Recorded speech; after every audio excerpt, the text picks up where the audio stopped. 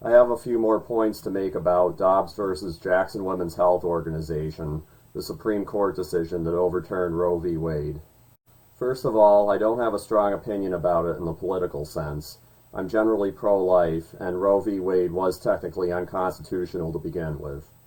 But to some degree, I also support women's right to choose, and I want to support the right to choose. Generally, I support the overturn, but I don't feel strongly about it. What I do feel strongly about is what happened before and after the Supreme Court ruling. About 7 weeks prior, a leaked document exposed to the public the court majority's plan to overturn Roe.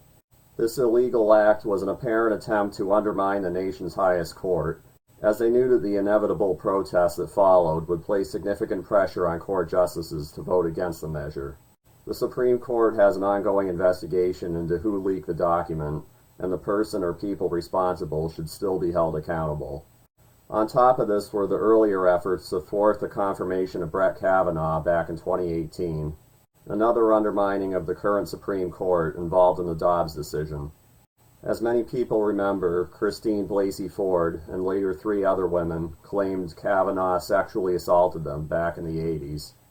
A lack of eyewitness testimony, combined with accounts from his detailed personal journal that contradicted the accusations, allowed Kavanaugh's confirmation to proceed.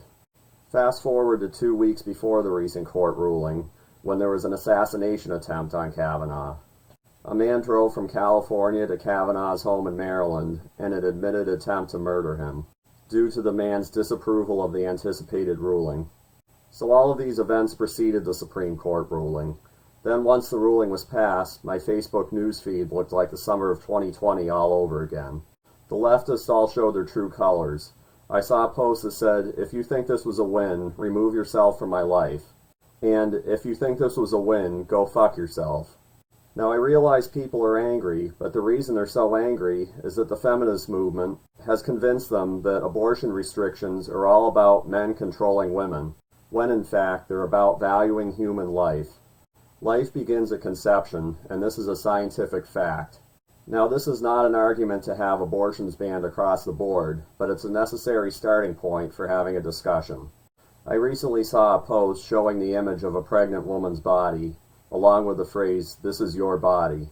Showed inside of her was a fetus, along with the phrase, "This is the body of someone else." This is the thing that many people are blind to. The feminist movement pushes the false idea that the fetus isn't much more than an object until he or she is born.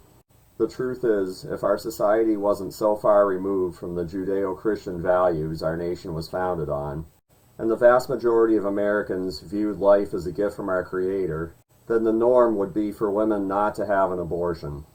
If this was the case now, I would be pro-choice, because abortions would mainly be limited to outstanding circumstances such as rape or health problems, and these are cases where I believe abortion is justified. But due to the fact that the feminist movement encourages women to have abortions, most pro-life individuals feel forced to oppose the right to choose. The key is that their opposition is driven by valuing the miracle of life, not by an urge to control women. I have never known one person who opposed freedom of choice because they wanted to control women. Ultimately, I was glad that Roe was overturned, but it was the unwillingness to play by the rules, the utter disrespect for the nation's highest court, and the anger and hostility that followed, that caused me to feel this way, more than my views on abortion.